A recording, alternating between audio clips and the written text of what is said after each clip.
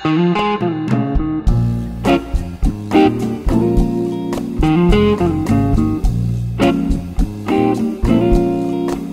this is Dave Specter from FRET12. We're going to play a little blues today, and we're going to focus on double stops. A lot of players have a lot of great single note riffs, and a lot of my students come to me and say, well, how can I expand on that? And I encourage them to use double stops. And I'm sure most of you know some of the basic ones from your Chuck Berry days and studying Chuck Berry records.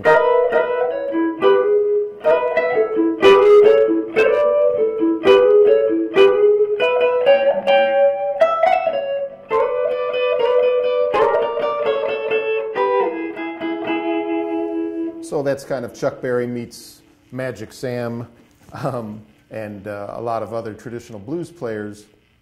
But double stops are a nice way to kind of fatten up your single note playing, and they can be used real nicely with melodies and also be incorporated into your rhythm playing. We'll talk about some double stops first on the G string and the high E string, where you're muting the B string.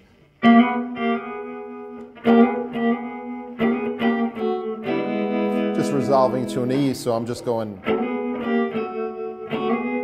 And a nice place to go with this, up to the 7th fret, if you're playing an E ninth there, just taking 2 notes from that 9th.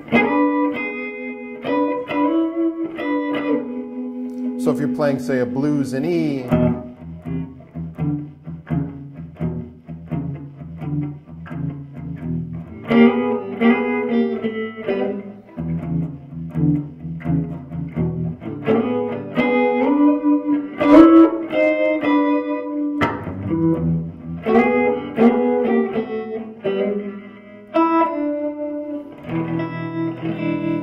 nice little E7 lick there.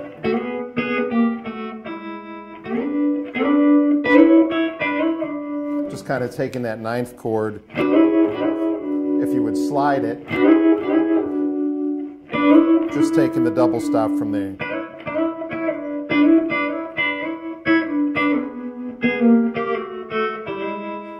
My favorite double stops are on the high E string and the B string, and some basic E blues double stops start at the 10th and 12th fret with a nice slide, going to 9 and 10,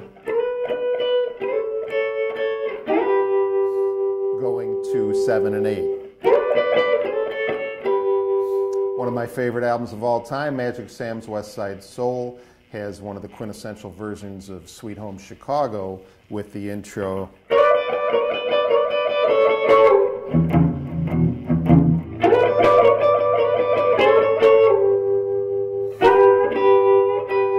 And of course, this is probably one of the most famous double stops in the blues. You hear it on Muddy Waters records all the time, and it's a great intro. It's also a great double stop to add to your soloing.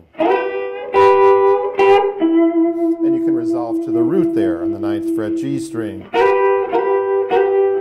I also like resolving to that root with a double stop. Check this out. 4th and 5th fret. That was a mistake, but it sounded good. Going up to 9 and 10, to 7 and 8, to 4 and 5. And use the one at 10 and 12.